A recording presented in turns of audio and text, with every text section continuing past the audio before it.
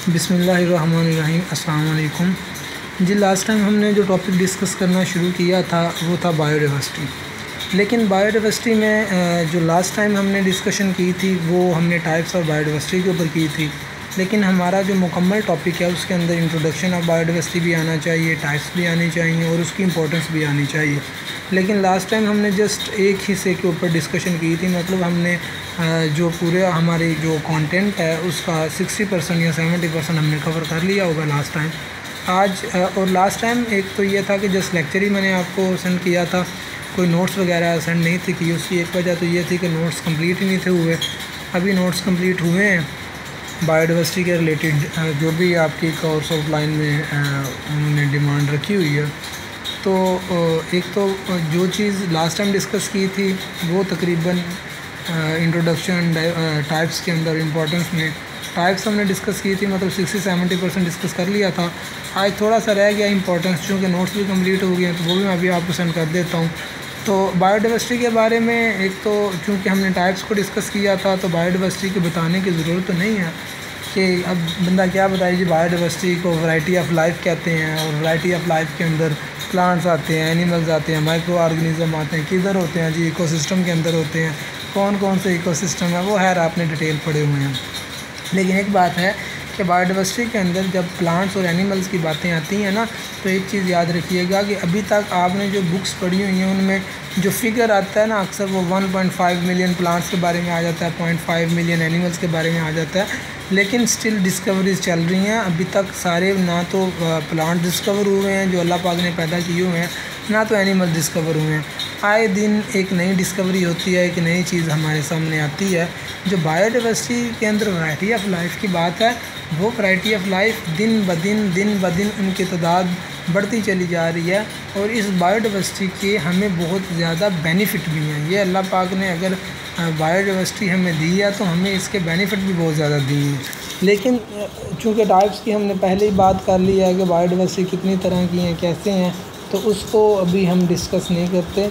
वो आपने कर ली, यहाँ नोट्स इसके बना दिए हैं, वो आप रीड कीजिएगा। और अगर इससे भी अच्छी डिटेल आप ढूंढना चाहें तो आप ढूंढ सकते हैं। सिर्फ एक बात रह गई थी और वो रह गई थी जनाब इम्पोर्टेंस ऑफ बायोडाइवर्सिटी की। अब यहाँ पर जो इम्पोर्टेंस हम डिस्कस करने लगे हैं, ये जस्ट मैं सिर्फ आपको बताने लगा हूँ। ये अगर ना भी बंदा बताए तो आप एक दफ़ा रीड करें तो आसानी से मसला हल हो सकता है। ये जो इम्पोर्टेंस है ये हरफ आहर नहीं है, आप इसमें मज़ीद पॉइंट्स ऐड कर सकते हैं। ये जस्ट डिमांड के अकॉर्डिंग है कि बस जो उन्होंने दिया उसके अकॉर्डिंग चीज़ आप इसमें मज़ीद भी ऐड कर सकते हैं। बायोडाइवर्सिटी की इम्पोर्टेंस तो ख़त्म ही नहीं होती, लेकिन जो मेजर चीज़ें हैं उनमें बायोडाइवर्सिटी का रोल फूड के अंदर है और नई वैराइटीज़ इम्प्रूव करने के अंदर है। ड्रग्स और मेडिसन में मेडिसन आजकल जैसे कि कोविड चल रहा है, कोरोना का दौर है, तो मेडिसन की बड़ी इंपॉर्टेंस है बायोडाइवर्सिटी के लिहाज से। फाइबर्स में कुछ यूज़फुल प्रोडक्ट बनाने में, इकोसिस्टम सर्विसेज के अंदर, इकोलॉजिकल बैलेंस में और इकोसिस्टम की स्टेबिलिटी में, इकोसिस्टम से हमें प्रोडक्टिविटी कितनी मिलती है, इकोसिस्टम की हेल्थ के बारे में। मतलब ये इंपॉर्टेंस ऑफ बायोडाइवर्सिटी के कुछ पॉइंट्स हैं, आप इसमें मज़ीद भी ऐड कर सकते हैं। अब सबसे पहला जो पॉइंट है जिसकी हम डिस्कशन करते हैं वो है सोर्स ऑफ फूड के। बायोडाइवर्सिटी जो है इसका हमें फूड के लिहाज से क्या चीज़ है। देखें जी, ये WHO के अकॉर्डिंग अब ये चीज़ें वक्त के साथ साथ चेंज होती रहती हैं कि अंदाज़न 80,000 जो स्पीशीज़ है ना वो प्लांट्स की एडिबल हैं, जिनको हम यूटिलाइज़ करते हैं फूड के तौर पर। लेकिन ये तो एग्जैक्ट तादाद नहीं है, अब तो मज़ीद इसमें ऊपर जा रहे हैं। लेकिन 30 स्पीशी के करीब ये कहा जाता है कि उनको ज़्यादा इस्तेमाल किया जाता है। जैसे कि हम ज़्यादा दूर नहीं जाते, बात करते हैं गंदम की, बात करते हैं मकई की और बात करते हैं हम राइस की। ये जो तीन चीज़ें हैं ये हमारे घरों में डेली बेसिस के ऊपर इस्तेमाल होती हैं। गंदम पक्की इस्तेमाल होगी जनाब, चावल भी डेली बेस के ऊपर इस्तेमाल होती हैं। बात करने का मकसद ये है कि कुछ प्लांट्स ऐसे हैं जो हम ज़्यादा तादाद में इस्तेमाल करते हैं। और देखो दिन ब दिन इंसान की पॉपुलेशन के अंदर उसकी जो ग्रोथ रेट है वो बढ़ता चला जा रहा है। अब जैसे जैसे ग्रोथ रेट बढ़ता चला जा रहा है ना, तो उसकी डिमांड भी तो पूरी करनी है ना आप लोगों ने।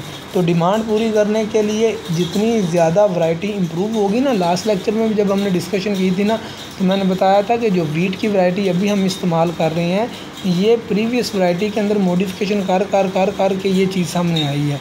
तो ब्रीडिंग आपने पढ़ा हुआ है कि जब आप ब्रीडिंग करते हो ना, तो जब आप आर्टिफिशियल ब्रीडिंग की बात करते हो, आप अगर अच्छे ट्रेट लेना चाहते हो तो आप एक एनिमल्स एक स्पीशी के अंदर जो एनिमल अच्छी प्रोडक्ट दे रहा है, आप उसका क्रॉस किसी और एनिमल के साथ करवाओगे जो भी अच्छी प्रोडक्ट देता है। तो उससे क्या होता है कि हाई यील्ड देने वाले प्लांट्स या एनिमल सामने आते हैं। आप वो पौधे पैदा कर सकते हो जो डिजीज़ रेजिस्टेंट हैं, मतलब आप मॉडिफिकेशन कर सकते हैं।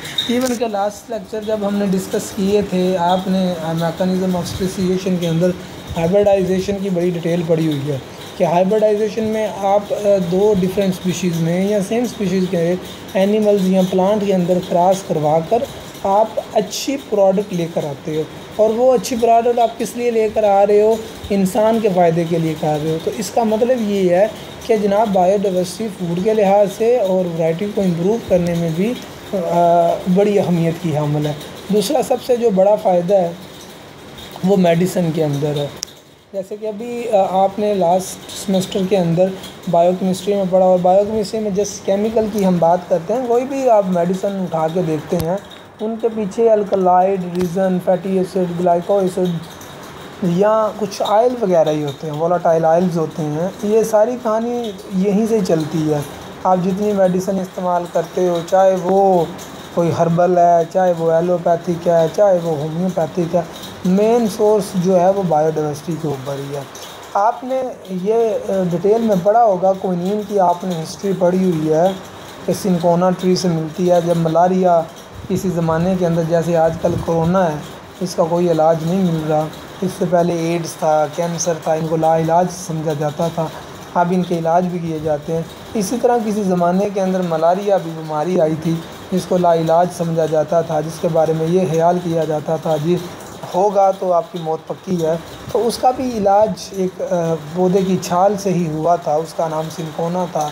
ये खैर आपने डिटेल में पढ़ा हुआ है। डिजिटैलिस मेडिसन जो कि फॉक्स ग्लोव प्लांट से आपको मिलती है, जो कि हार्ट के लिए बड़ी मुफीद है। मॉर्फाइन जो है वो पॉपी प्लांट से मिलती है, जो कि आपके ब्रेन को बहुत रिलीफ प्रोवाइड करती है। और इस चीज़ को तो फिर अब अगर आप नशे में इस्तेमाल कर ले तो वो एक अलग चीज़ है। और एक रिपोर्ट के अकॉर्डिंग जो कि नेशनल कैंसर इंस्टीट्यूट की है कि 70% जो आपकी एंटी कैंसर ड्रग्स है वो सारे के सारे उन प्लांट से मिलते हैं जो ट्रॉपिकल रेन फॉरेस्ट के अंदर है। आपने इकोसिस्टम तो पढ़े हुए हैं ना, जिसके अंदर ग्रासलैंड इकोसिस्टम है, डेजर्ट है, ये जितने भी इकोसिस्टम है, टुंड्रा है, सवाना है, ये सारे इकोसिस्टम आपको डिटेल में आते हैं, इनकी बताने की ज़रूरत नहीं है। बात करने का मकसद ये है कि जस्ट कुछ प्लांट्स से 70% आप कैंसर के रिलेटेड आप मेडिसिन ले रहे हो। तो बात करने का मकसद ये है कि बायोडाइवर्सिटी का ड्रग, और इन शॉर्ट यही है कि ड्रग और मेडिसिन में बहुत ज़्यादा इसका रोल है। आप इसमें मज़ीद आप एग्ज़ाम्पल ऐड कर सकते हैं। फाइबर की बात करते हैं तो कॉटन की एग्ज़ाम्पल आ जाती है। कुछ यूज़फुल प्रोडक्ट की बात करनी हो तो जनाब गम, डाई, रबर, टैनन, मतलब ढेर सारी वैरायटीज़ हैं, इसको भी आपने एक दफ़ा रीड करना है। इकोसिस्टम सर्विसेज की बात करते हैं तो बायोडाइवर्सिटी है तो फोटोसिंथेसिस होगी, फोटोसिंथेसिस होगी तो ऑक्सीजन इन्वायरमेंट में जाएगा। आजकल अगर ये कोरोना की वजह से अगर लॉकडाउन हुआ है तो आपने एक चीज़ देखी होगी कि इन्वायरमेंट के अंदर चेंज बहुत ज़्यादा आया है। इतनी गर्मी के महीनों में भी वो गर्मी नहीं पड़ रही। उसकी वजह यह है कि फैक्ट्री सारी बंद पड़ी हुई हैं, कोई पोल्यूशन नहीं हो रही। तो इसमें बायोडाइवर्सिटी बड़ा इंपॉर्टेंट रोल प्ले करती है। पोलिनेशन, लास्ट टाइम भी बात की थी कि पोलिनेशन नहीं होगी तो कुछ भी नहीं होगा। पोलिनेशन प्रोवाइड की जाती है, फूड चेन, इवन के सॉइल एरोजन, न्यूट्रिएंट रिसाइक्लिंग, ढेर सारे इकोसिस्टम को भी इसके बेनिफिट हैं। इकोलॉजिकल बैलेंस की अगर हम बात करते हैं, ये ज़रा बात समझने वाली है कि बायोडाइवर्सिटी जो है वो आपकी इकोलॉजी को भी बैलेंस करती है। फॉर एग्जांपल फूड चेन है ना, अगर फूड चेन डिस्टर्ब हो जाए तो इकोसिस्टम समझो डिस्टर्ब हो जाता है। मिसाल के तौर पर आप बड़े लेवल के ऊपर स्नेक है ना, पाकिस्तानियों की आदत है कि कोई कीड़ा भी देख लेना तो जब तक वो मरे ना सुकून नहीं आता। हमारे तो बच्चे भी फारग बैठे हों तो वो मक्खियाँ मारते हैं और गिन गिन के रखते हैं आज इतनी मारी हैं। तो स्नैक तो इनके लिए बड़ी कमाल की चीज़ है, उसको तो मारे बगैर जन्नत ही नहीं नसीब होगी। तो अगर आप लार्ज स्केल के ऊपर, बड़े पैमाने के ऊपर स्नैक ख़त्म करते हैं जी, ये बुरी चीज़ है। उससे क्या होता है कि जो रैट्स हैं उनकी पॉपुलेशन में इजाफा होता है। मारा आपने सांप है इसलिए कि वो एक ख़तरनाक चीज़ है, हम कहते हैं कि उसको ख़त्म करें, ये स्नैक होना ही नहीं चाहिए, ये हमारे लिए बड़ा खतरा है। ख़त्म कर दिया हमने, जब उसको ख़त्म किया तो रैट्स की तादाद में ज़्यादा होगा, रैट्स की तादाद में ज़्यादा होगा तो हमारी जो क्रॉप्स हैं वो डिस्ट्रॉय होंगे, और क्रॉप्स डिस्ट्रॉय होंगे तो इन शॉर्ट हम डिस्टर्ब होंगे। दूसरी तरफ चलते हैं, लायन है या टाइगर है, चीता शेर है जनाब, वो हमें खा पी जाता है। हम कहते हैं ख़त्म करो यार इसको, ये हमारे लिए खतरा है। उससे क्या होगा, हर्बीवोरस की तादाद बढ़ेगी, हर्बीवोरस की तादाद बढ़ेगी तो फॉरेस्ट डिफॉरेस्टिकेशन में चेंज होगा और इससे भी आपका इकोसिस्टम डिस्टर्ब होता है। तो बायोडाइवर्सिटी इस चीज़ को भी मेंटेन करती है। इकोसिस्टम की स्टेबिलिटी, प्रोडक्टिविटी और हेल्थ में भी बायोडाइवर्सिटी का रोल होता है।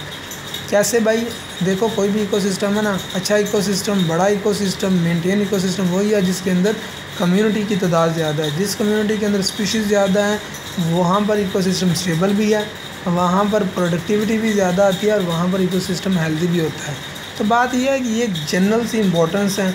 आप अगर मज़ीद ऐड करना चाहते हैं तो इसमें मज़ीद भी ऐड कर सकते हैं। आज मैंने इसके ऊपर प्रेजेंटेशन नहीं बनाई, उसकी सिर्फ वजह ये है कि इसकी मैंने ज़रूरत महसूस नहीं की कि ये बड़ी सिंपल सी चीज़ें हैं, वैसे ही एक्सप्लेन हो जाती हैं, तो उधर जाने की ज़रूरत ही कोई नहीं। नोट्स अब ये सारे कंप्लीट हैं आपके, लास्ट वाले भी और आज वाले भी, और इसको सारे को रीड करने के बाद बता दीजिएगा कि समझ आ गई है। वैसे इसमें कोई ऐसी चीज़ तो नहीं है जो समझ ना आए, और बाकी हम चीज़ें इंशाल्लाह ज़ूम में डिस्कस कर लेंगे। अस्सलाम वालेकुम, अल्लाह हाफ़िज़।